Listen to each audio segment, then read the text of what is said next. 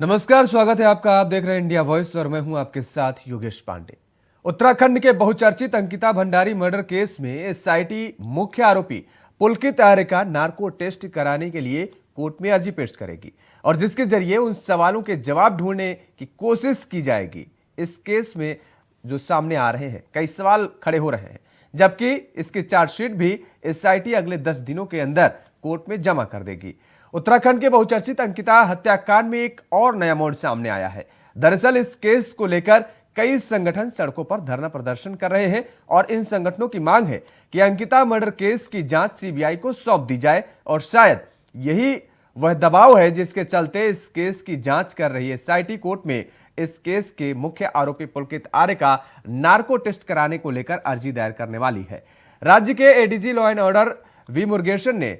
कहा है कि सोशल मीडिया पर वनंतरा रिजॉर्ट के वीआईपी मेहमानों को लेकर जांच टीम पर सवाल उठाए जा रहे हैं। ऐसा है ना कि बहुत सारा ख्याल लगाया जा रहा है, मतलब ऐसे ही अनजान लग रहा है, तो उसे कि भाई एक बार उसको नार्को करके वो जो सच है सब सामने आ जाए पूरा। फिर कुछ ऐसे क्वेश्चंस जो भी पुलिस जानना चाह रही हो, जो नार्को की जरूरत पड़ रही है, ऐसे मोटे तौर पर कुछ ऐसी बात हो? देखो, मोटे तौर पे तो भाई इन्होंने हमारे जो इन्वेस्टिगेशन पॉइंट पे we are satisfied, but still ये कैसे क्वेश्चंस ना आ रहे हैं ना कि कौन वीआईपी था, कौन था, तो उस पे भाई तीनों का हमने नार्को करें, वो लेट फैक्ट जो उनके दिमाग में है वो भी हमारा सामने आ जाए। मतलब कोर्ट में फिर इसके लिए जी, कोर्ट में इसके लिए फिर जल्दी हाँ, तो वी विल फाइल एप्लीकेशन। तो अंकिता के पिता ने नार्को टेस्ट की मांग की थी और अब ये कहा जा रहा है कि दरअसल पुलकित आर्य समेत तीनों आरोपियों का नार्को टेस्ट कराया जाएगा। उधर पूरे मामले की जांच सीबीआई के हाथों सौंपने की भी बात कही जा रही है। 3 महीने का वक्त होने वाला है, लेकिन अभी तक जांच में बहुत कुछ साफ नहीं हो पाया है। एसआईटी की टीम जांच कर रही है। लगातार एसआईटी टीम की जांच को लेकर के भी कई सवाल खड़े हो चुके हैं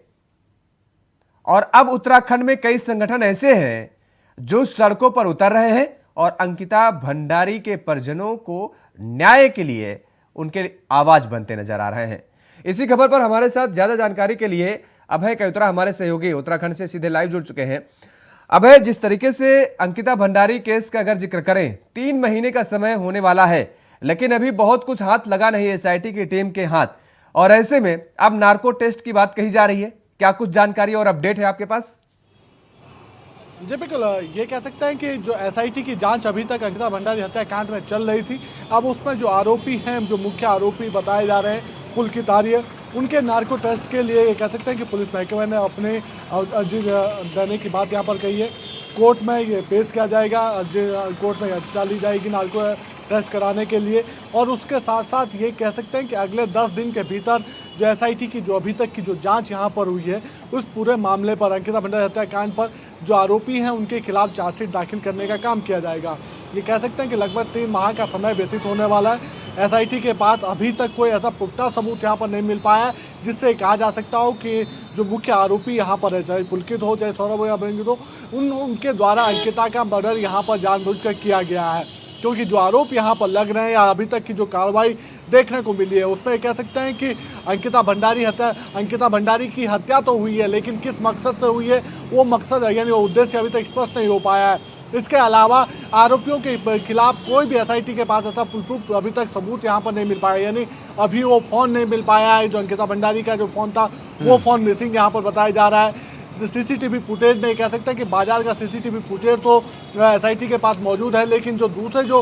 विजुअल होने चाहिए थे, चाहे वो स्क्रीनशॉट के हो, वो चीज़ें अभी तक एसआईटी के पास यहाँ पर पुख्ता तौर पर नहीं आ पाई है। ऐसे में अब नार्को टेस्ट एक ऐसा माध्यम यहाँ पर बचता है कि आरोपी उन सब चीज़ों को बयां कर सके, उन सब चीज़ों की जानकारी यहाँ पर दे सके कि क्या परिस्थितियाँ उस समय रही थी, किस प्रकार से उनके द्वारा अंकिता भंडारी के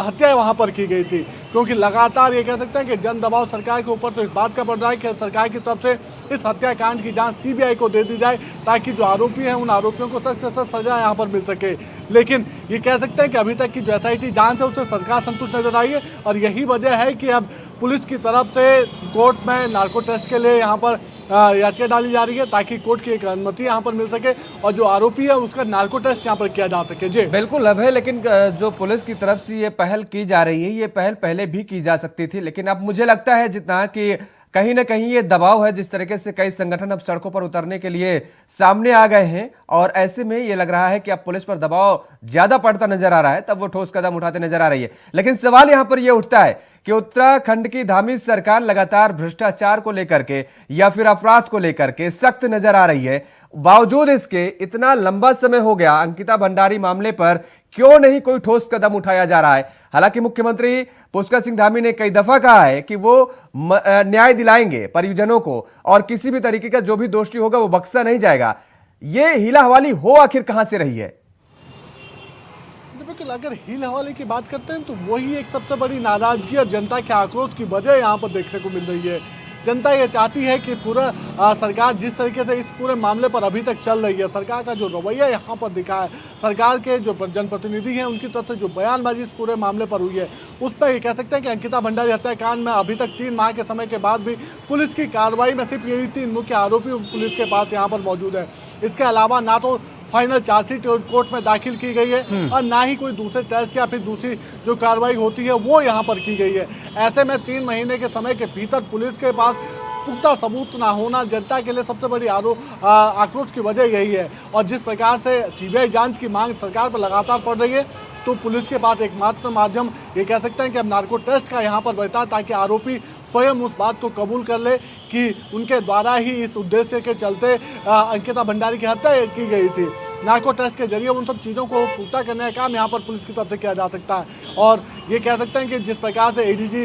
लॉ एंड ऑर्डर ने साफ तौर पर कहा है कि अगले 10 दिन के भीतर हम फाइनल चार्जशीट भी दाखिल करेंगे जो एसआईटी की जांच रिपोर्ट में अब तक रही है और नार्को टेस्ट के लिए भी याचिका दी जा रही है। तो अब अगर कोर्ट की अनुमति मिलती है तो फिर जो आरोपी हैं, मुख्य आरोपी हैं पुलकित आर्य, जो वन अंतरा रिसोर्ट के मालिक बताए जा रहे हैं जिनके पास उठे, उनकी तरफ से क्या कुछ स्टेप लिया जाता है, क्या उनके जो बचाव पक्ष के वकील हैं क्या कुछ उसमें वो कहते हैं। लेकिन इतना जरूर कह सकते हैं कि 3 महीने का लंबे समय का अंतराल विस्तृत हो जाने के बाद भी ना तो एसआईटी के पास बिल्कुल अभय, सवाल यही उठ रहा है कि आखिर 3 महीने के लंबे समय गुजर जाने के बाद भी अभी तक हाथ कुछ क्यों नहीं लगा, ठोस सबूत क्यों नहीं मिल पा रहे हैं? अब यहां पर अगर हम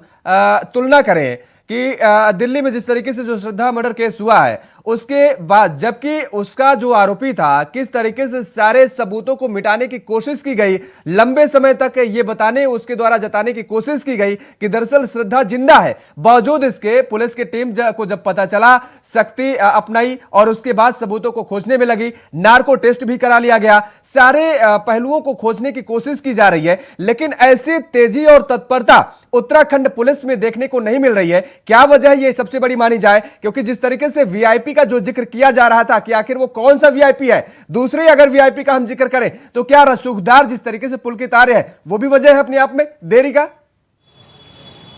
तो बिल्कुल देरी की कई वजह यहाँ पर समझी जा सकती है क्योंकि एसआईटी जो जांच यहाँ पर कर रही है उस जांच में कई तरीके के तथ्य जुटाने का प्रयास एसआईटी तब से किया जा रहा है। क्योंकि ये कह सकते हैं कि दिल्ली श्रद्धा मर्डर केस और अंकिता भंडारी हत्याकांड में ये कोई कॉमन चीज़ें तो नहीं कही जा सकती कि आरोपी की मुख्य सोच क्या रही होगी, लेकिन इतना जरूर कह सकते हैं कि जो अभी तक के जो चीज़ें वहाँ पर निकल कर सामने आ पाई है, जिन चीज़ों को लेकर जनता में भी आक्रोश देखने को मिल रहा है वो यही है कि सत्ताधारी दल से उनका कनेक्शन होना एक वजह ये माना जा सकता है कि अभी तक एसआईटी की जांच